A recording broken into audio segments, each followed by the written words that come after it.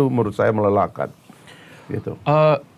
Polarisasi yang tadi Abang bilang itu terjadi kan ketika masing-masing kutub ini punya championnya masing-masing ya. Pak Jokowi di satu sisi, Pak Prabowo di sisi lainnya, dan Pak Prabowo akhirnya bergabung dengan Pak Jokowi. Tapi itu terus terjadi pembelahan ini karena sisi yang berseberangan kehilangan championnya, dan saya rasa sekarang sah nggak Bang kalau kita bilang ya menemukan champion baru, let's say dalam diri Pak Anies Baswedan misalnya, sehingga itu tetap terjaga gitu apinya. Ya, tapi itu yang saya bilang politik yang tidak sehat pada akhirnya kan, karena itu bukan politik akal, tapi itu politik emosi, didrive oleh kekecewaan. Saya pernah diadili di satu tempat gara-gara mengkritik Pak Anies di satu komunitas lah. Tahun berapa nih Bang? Saya kira setelah saya pensiun lah, setelah saya pensiun ya. Oke, saya hadir, kemudian, loh, kenapa Anda ini ikut-ikutan ngeritik Anies Baswedan segala macam? Dia ngomong ke saya. Saya bilang, "Ntar dulu. Saya ini nggak pernah jadi tim sukses Jokowi. Anies pernah. Saya nggak pernah jadi jurkamnya Jokowi. Anies pernah. Saya nggak pernah jadi menterinya Pak Jokowi. Anies pernah. Loh, kok saya yang jadi masalah?" Saya bilang, "Anda katanya basisnya bukan basisnya Pak Jokowi. Tapi kok saya yang jadi masalah?" Diam semua. Nah, di situ saya menyadari bahwa ini hanya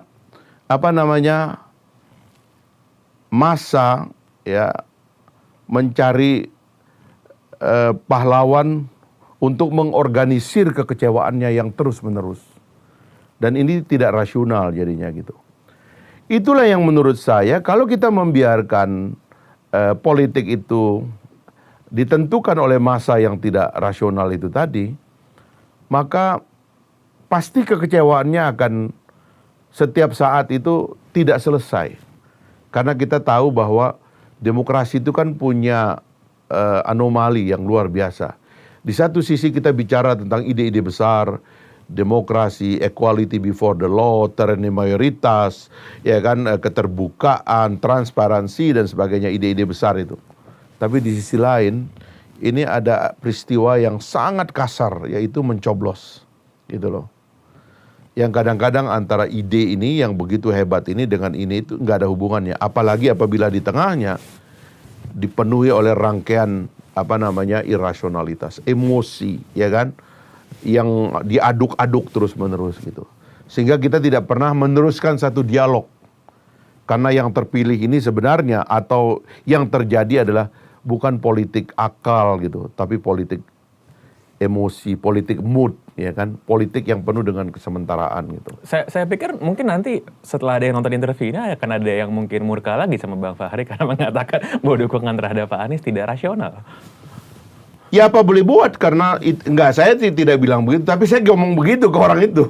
Urusannya apa, saya bilang, coba. Saya nggak pernah jadi timnya Pak Jokowi, Anies pernah. Lu kok saya yang salah, saya bilang begitu. Orang pada diam semua kan. Ya udah, begitu aja.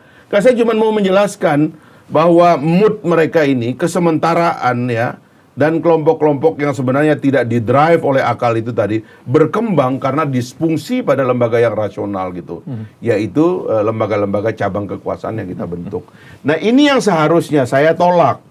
Saya ingin kita hanyalah menjadi peserta bagi perdebatan ini gitu. Bukan kita ini sibuk sendiri, berantem sendiri di sini. Pada saat ini nggak kerja nih. Rakyat berantem, parlemennya tidur. Makanya kan saya sebenarnya dulu mendesain ya gedung parlemen yang ideal. Saya bikin yang namanya alun-alun demokrasi. Itu sebagai indikator. Jadi kalau sekarang nih kita lihat deh. Kita tengok sosial media, kita tengok lapangan. Orang lagi berkelahi. Saya sebagai anggota parlemen akan mengatakan gedung ini nggak kerja karena itu orang berkelahi di lapangan.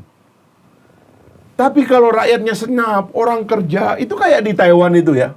Sibuk orang pergi ke pabrik, kerja, menciptakan ekonomi, pendapatan per kapita lebih dari 36.000 US dollar per kapita, luar biasa.